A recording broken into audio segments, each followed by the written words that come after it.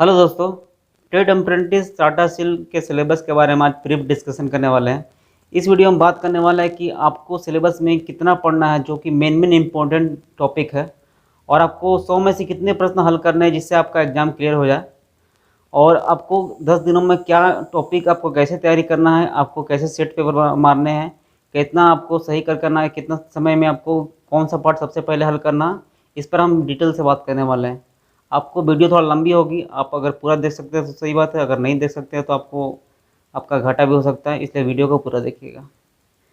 तो सबसे पहले बात करते हैं कि इसमें 100 क्वेश्चन पूछे जाते हैं, जिसमें 40 मैथ का, 30 साइंस का, बाकी जीके और इंग्लिश का पार्ट का रहता है, कुछ कंप्यूटर के भी रहते हैं। तो आपको 100 क्वेश्चन में सबसे पहले अगर कुछ हल करना है तो जीके का। लोग ज़्यादातर मैथ का सबसे पहले हल करना चाहते हैं, लेकिन नहीं, आप ऐसा मत कीजिएगा। आपको जीके जितना आएगा, क्योंकि आपको जीके ख़त्म करके जल्दी से आपका समय बचा सकते हैं। उसके बाद इंग्लिश देखिएगा। इंग्लिश में आपको ज़्यादातर नॉर्मल ही एकदम बहुत आसान चैप्टर से आते हैं। एक्टिव है, पैसिव वॉइस, नरेशन का, जो कि आप 10th में पढ़े होंगे। अगर नहीं पढ़े हैं तो आप अंदाज़ा से आप एक बेसिक बेसिक टॉपिक अगर देख सकते हैं तो देखिए। 10 दिन में, 15 दिन में भी टाइम है आपका, 16 से 27 के बीच में एग्ज़ाम है, तो उस बीच में आप अगर कुछ कर सकते हैं तो कर लीजिए। और कंप्यूटर से नॉर्मल क्वेश्चन पूछ जाते हैं, फुल फॉर्म वगैरह, की फंक्शन वगैरह, आपका आविष्कार वगैरह पूछे जा सकते हैं, जनरेशन पूछे जा सकते हैं। अगर हम फिजिक्स का चैप्टर का बात करें तो ज़्यादातर प्रकाश का चैप्टर, मतलब लाइट का चैप्टर से पूछे जाते हैं। आई का, लेंस मिरर फार्मूला, आपका उसके बाद तूल करनी वगैरह जितना भी है आपका, फ्रिक्शन से, ग्रेविटेशन से chapter, Newton force of law, वो सब पूछे जा सकते हैं। उसके अलावा न्यूमेरिकल से एक दो ठो अगर पूछा तो पूछा, नहीं तो नहीं पूछ सकता। अगर केमिस्ट्री में बात करें तो अम्ल और क्षार, वो चैप्टर से पूछे जा सकते हैं। रिएक्शन पूछे जा सकते हैं। मेरा कहने का मतलब, आप सिलेबस का आप समझ सकते हैं कि ये किस भाग से, किस बेसिस पर पूछ रहा। आपको एक स्टील कंपनी में जॉब मिल रहा, मतलब स्टील कंपनी में कैलकुलेशन ज़रूरत है, थोड़ा सा फिजिक्स में अधिकतर लॉस ज़रूरत है, जितना भी है आपको। अक्सर ऑपरेशन में मेटलर्जी का पार्ट होता है, तो केमिकल में देख रिएक्शन चैप्टर ज़्यादा पूछा जाता है। इन्वायरमेंट सेक्शन से पूछा जा सकता है, केमिकल इंडस्ट्रियल करके चैप्टर होता है एक, उसको भी देखिएगा, वो भी काफ़ी इम्पोर्टेंट है। तो उसमें से आप केमिस्ट्री बस इतने ही 3-4 चैप्टर, फिजिक्स का कुछ ज़्यादा चैप्टर बताया मैंने, उसको ध्यान रखिएगा। और बायोलॉजी से सम मतलब थोड़ा सा बेसिक नॉलेज होना चाहिए, जो आपको नॉलेज आसपास होगा ही होगा, ऐसा आपको बायोलॉजी में कुछ ऐसा तैयारी करने की ज़रूरत नहीं है। अगर हम रही बात बुक का नाम बताएं तो आप भारती वन का बुक का एमसीक्यू बना सकते हैं, स्टूडेंट फ्रेंड का देख सकते हैं। उसका अगर एमसीक्यू पढ़ लेते हैं तो उससे मेरे ख्याल से आराम से क्वेश्चन लड़ जाएगा आपको। 30 में से करीबन 15-20 क्वेश्चन तो आप मार ही दीजिएगा। और मैथ्स में आप 10, 9, 8 का पढ़ सकते हैं, तो आप पढ़े ही होंगे पहले। मैथ कोई भूलने का चीज़ तो है नहीं। लाभ हानि चैप्टर मेन है आपका, प्रॉफिट लॉस जिसको वो बोलते हैं।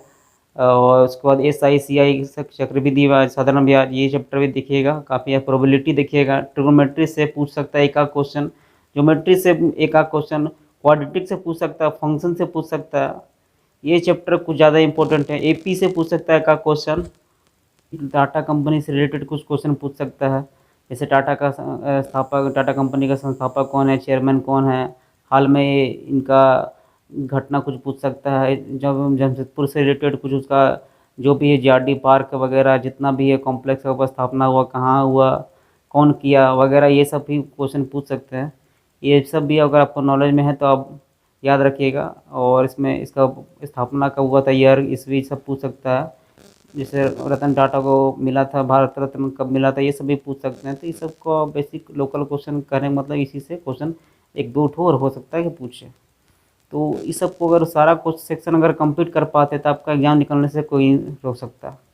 अब रही बात कि आप कितना क्वेश्चन करना है, आपको अगर 70 से ऊपर क्वेश्चन कर देते हैं तो आपको एग्ज़ाम निकालने से कोई नहीं रोक सकता।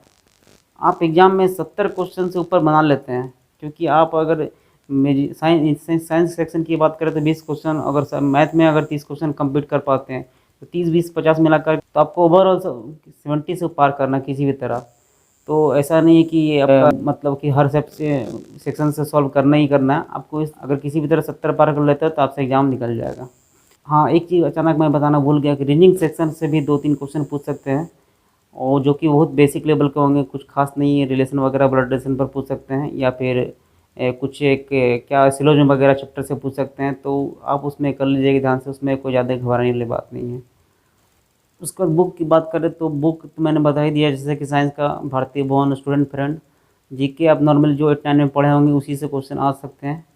अगर रही बात सेट पेपर की, तो सेट पेपर आपको स्पेशल टाटा कंपनी का, टाटा ब्लेंड्स का सेट पेपर निकलता है, जो कि जमशेदपुर में मिलता है, रांची में मिलता है, धनबाद में शायद नहीं मिलता। तो ये अक्सर झारखंड के 3 शहरों में आपको मिलेगा ही मिलेगा।